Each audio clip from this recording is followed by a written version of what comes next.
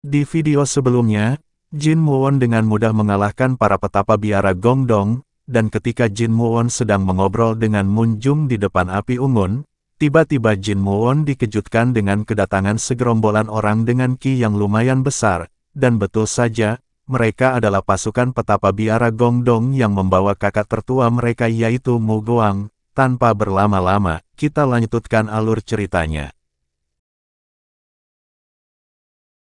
Mu Guang sebagai kakak pertama di biara Gongdong, langsung mendatangi Jin Muon yang telah menghajar Mu Hae dan kawan-kawan. Mu Guang berkata kepada Muon, "Ku dengar kau menganiaya murid biara Gongdong, apa benar begitu?" Jin Muon mencoba menjelaskan apa yang terjadi. Ia berkata, "Aku tak menganiaya siapapun, mungkin, saudaramu yang melakukannya. Sepertinya hanya kau yang belum tahu kebenarannya." Tetapi Mu Guang lebih mendengarkan adik-adiknya dibanding perkataan Jin Muon, malahan Mu Hae dengan berteriak. Ia berkata, ia pasti merencanakan sesuatu pada biara Gongdong. Lebih baik kita bunuh dia di sini.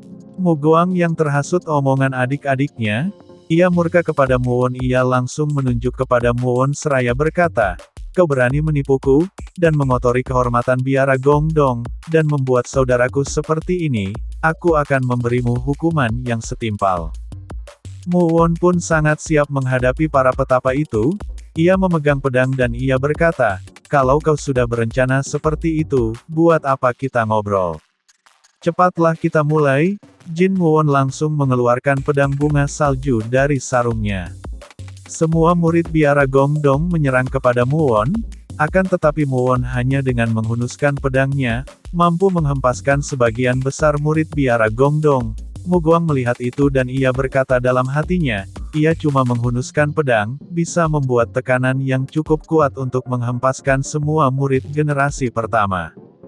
Dan ketika Muon menebaskan pedangnya, seketika itu juga, semua murid biara Gongdong terpental. Tapi ada satu murid yang memaksakan, dia ingin menusuk Muon dari belakang, dengan penuh nafsu, murid itu berkata, "Kena kau keparat. Matilah." Akan tetapi Jin Muon sangat sigap, ia langsung mengeluarkan skill jari pemecah untuk menangkis serangan murid biara Gongdong. Seketika pedang tersebut hancur lebur, murid itu pun langsung dipukul oleh Muon, sampai-sampai ia terpental jauh. Mu Guang dari kejauhan melihat kejadian itu, ia berkata dalam hatinya, ia cuma memakai sarung pedang. Ia hanya membuat mereka pingsan, bahkan ia tak berniat membunuh mereka, sial. Ia master bela diri. Tiba-tiba Mu Hae langsung memerintahkan seluruh murid biara Gongdong untuk membunuh Jin Muon. Dengan berteriak ia berkata, keparat itu ingin menghancurkan biara Gongdong. Bunuh dia, kerahkan semua kemampuan kalian. Seketika semua murid biara langsung menyerang dengan kekuatan penuh, akan tetapi Mu Guang sebagai kakak pertama, sempat melarang untuk menyerang Muon, karena ia bukan lawan yang sebanding buat para murid. Para murid pun memaksakan untuk melawan Muon, dan menghiraukan perkataan Mu Guang, alhasil dengan satu gerakan mereka sangat mudah dilumpuhkan oleh Muon. Melihat semua murid Gongdong dengan mudah dilumpuhkan, Mu Hae dan yang lainnya berkeringat ketakutan. Ia hanya pelanga-pelongo melihat betapa mengerikannya Jin Muon. Mu Guang merasa dipermainkan oleh Muon. Ia langsung mengeluarkan pedang dari sarungnya, lalu ia mendekat kepada Muon. Dengan berteriak ia berkata, "Kau pikir aku tak akan mengenali sesama master bela diri? Namun, cukup sampai di sini. Aku tak akan mengulur waktu. Akan ku selesaikan dengan satu serangan." Kemudian Mu Guang mengeluarkan skill, 5 elemen, penyebaran kehancuran. Dengan pedenya Mu Guang tersenyum, berharap serangan itu kena terhadap Jin Muon, akan tetapi yang terjadi sebenarnya, Muon dengan mudah menghindari serangan itu. Mu Guang sangat kaget tiba-tiba Muon berada di belakangnya. Spontanitas Mu Guang membalikan badannya dan langsung mengeluarkan skill tebasan langit berbulan. Jin Muon dengan tenang menangkis serangan tersebut, sampai-sampai Mu Guang kewalahan menghadapi Jin Muon. Beralih ke tempat lain, di sana terlihat Nona Yun dan kapten pengawal sedang menyaksikan pertarungan antara Jin Muon dan kelompok biara Gongdong. Melihat kehebatan Jin Muon yang dengan tenangnya menghadapi biara Gongdong, ia berkata kepada kapten, musuh yang ia hadapi bukan orang sembarangan, mereka salah satu sekte besar, ia hanya menghempaskan mereka seperti angin meniup daun kering. Kapten pengawal juga kagum kepada Muwon. Ia berkata, di dunia persilatan, ada orang-orang yang menyembunyikan kekuatan mereka. Mereka dikenal sebagai makhluk terhormat, dan hidup seperti orang biasa. Itulah alasan Nyonya Noh Tae Tae selalu memperhatikan orang yang tidak pernah menonjol. Dalam keadaan tegang, Nona Yun bertanya kepada Kapten, siapa sebenarnya dia? Kapten pun menjawabnya, ia mengaku keponakan Wang Chol. Lalu ia berkata dalam hati, dari mana pengawal Wang datangnya? Sementara itu Brigadir Besi dan para pengawal juga ikut menyaksikan pertarungan tersebut. Muhwon berkata kepada rekan Brigadir Besi, sepertinya ia berniat menghancurkan biara Gongdong sendirian. Lalu Wakil Chae menimpali perkataan Muhwon, sambil rebahan ia berkata, cucu Muk itu tenggelam dalam ketenaran keluarganya bukan amal mereka sendiri. Karena itu mereka tak akan bisa mengalahkannya. Ini menjengkelkan. Tapi kita bukan lawan mereka, cuma ketua yang bisa mengatasi mereka. Lalu Wakil Kar berkata kepada Muhwon, mungkin ia benar-benar bisa merubah dunia. Sambil melirik kepada Wakil Chae, Muhwon berkata dalam hatinya, bahkan empok yang sombong menghormati orang itu. Kemudian ia teringat kepada ketua Brigadir Besi, dan harus cepat berkumpul kembali dengannya. Cerita kembali ke pertempuran. Di sana Muguang mengeluarkan seluruh kekuatan untuk menghadapi Muwon. Akan tetapi Muwon dengan santuinya menangkis setiap serangan Muguang. Muguang pun tak habis pikir, dan ia berkata dalam hatinya, keparat kau. Kau berani mempermainkanku, ia cuman menepis seranganku. Bahkan tak menganggapku serius. Lalu ia berteriak kepada Muwon, keparat. Keluarkan seluruh kemampuanmu. Sembari Muguang mengeluarkan skill terakhirnya, yaitu skill pedang tinggal surga. Mendengar ucapan Muguang, Jin Muwon langsung menimpali ucapan tersebut. Ia berkata, maaf, sepertinya aku kurang ajar, sudah lama sekali aku tidak bertarung dengan orang lain. Jadi, izinkan aku menggunakan kekuatanku. Lalu ia mengeluarkan skill, akhir pedang teduh dan sukma bintang jatuh. Melihat aura skill tersebut, Muguang seketika terkejut dengan skill yang dikeluarkan Muwon.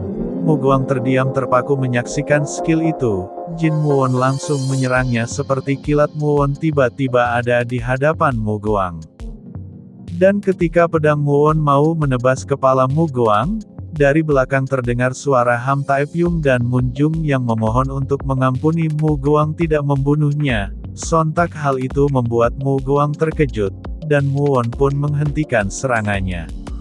Singkat cerita, Ham Taepyung menjelaskan kronologi yang sebenarnya. Muguang sangat malu, dan ia berkata, tolong maafkan aku menerima fakta itu begitu saja dan tak memeriksanya. Aku berpuas diri dan yakin kalau kau mengambil cara itu untuk menjadi kuat. Betapa bodohnya aku, membiarkan hal itu terjadi. Tapi, Taepyung, kenapa kau tak bilang apapun tentang ini? Kau bisa saja bilang ke Master Tae, atau menjelaskan kondisimu kepada sesepuh sekte. Kau juga bisa mencariku, bahkan saat aku mengasingkan diri. Ham Taepyung hanya berkata, aku hanya lelah dengan semua ini. Muguang pun kaget dengan perkataan lelah. Lalu Ham Taepyung berkata lagi, posisiku dipiara. Itu yang membuatku lelah, saat aku dihormati. Aku menyadari banyak orang yang berniat jahat dan iri kepadaku.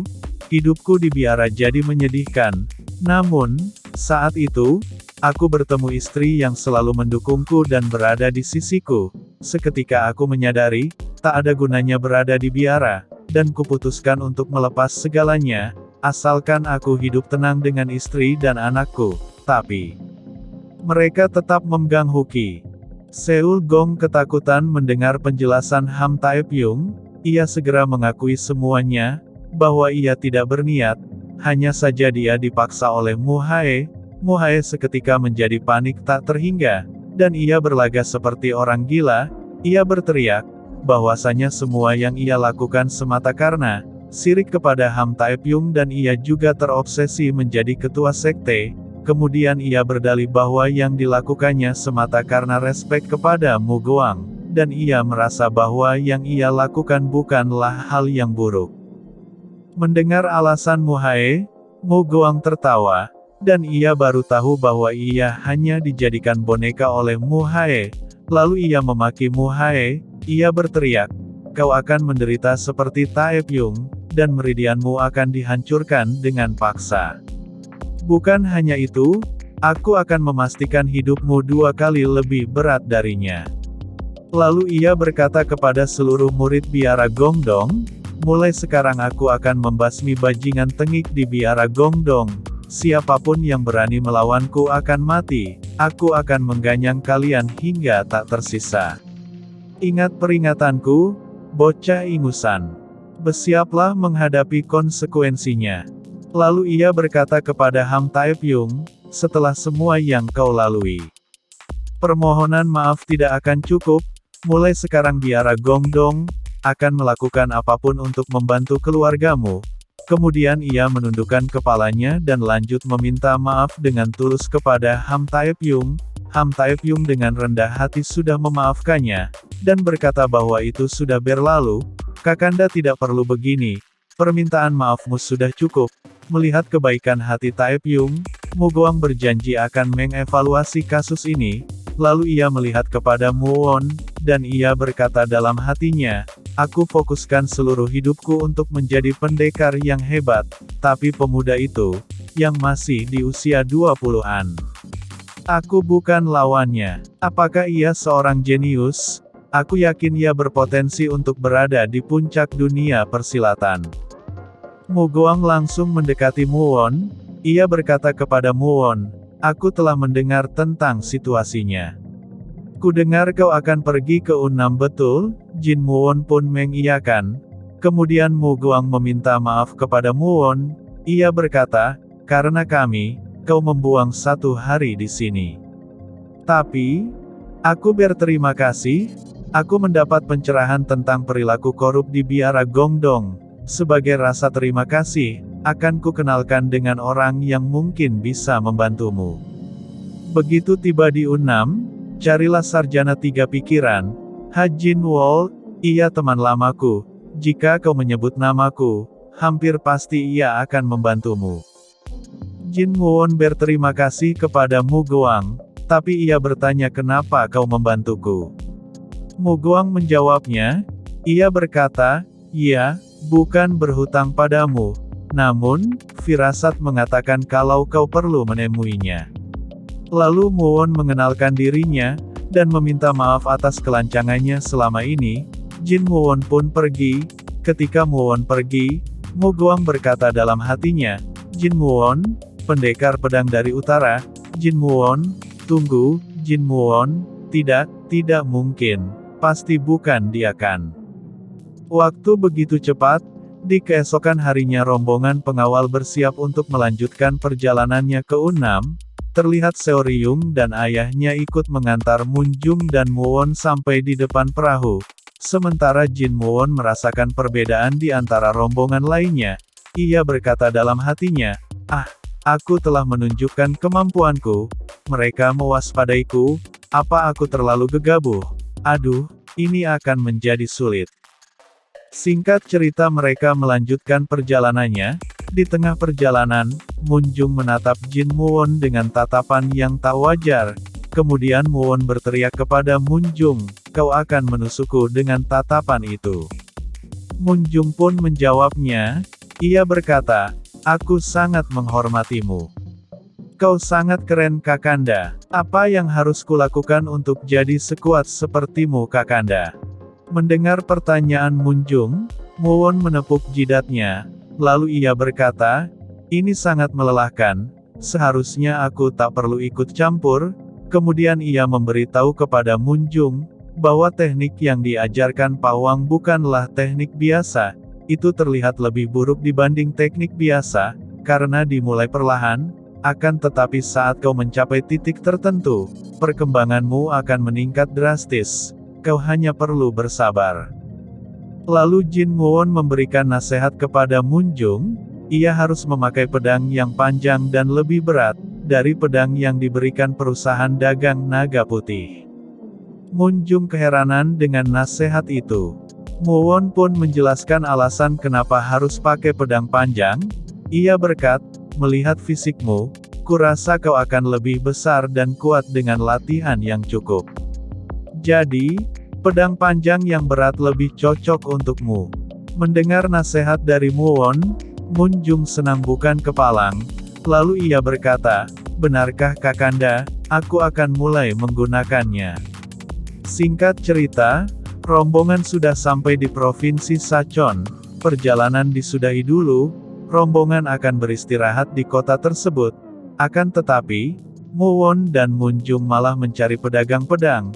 Di tempat yang pertama, Munjung menunjukkan pedang, tapi Muon menghiraukannya. Lanjut di tempat yang kedua, Muon juga masih menghiraukannya, tapi Muon tertarik dengan satu tempat. Muon langsung menghampiri tempat itu. Melihat Muon menghampiri tempat itu, Munjung berkata kepada Muon, Kakanda, aku bersyukur kau mengantarku mencari pedang, tapi kau menolak semuanya. Tunggu, kenapa kau ke sana? Apa ada yang bagus di sana? Penjaga toko itu adalah kakek-kakek. Melihat Jin Muon menghampirinya, kakek itu berkata, kau mencari pedang? Mata kakek itu terfokus pada bunga salju pedang milik Jin Muon, dan ia berkata, oh, kau yang membuat itu, tapi kenapa? Pedang tersihir, di antara yang lain.